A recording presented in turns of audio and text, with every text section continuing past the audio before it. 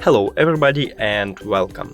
In this video I will show you how to pairing your headphones NICEBOY Hive Sport 2 to your Android device. You have to start by open Settings, go to Connected Devices or Bluetooth.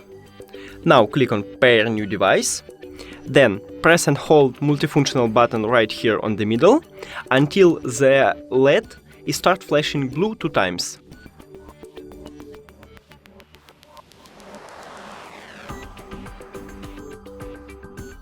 And click on your headphones. Pair.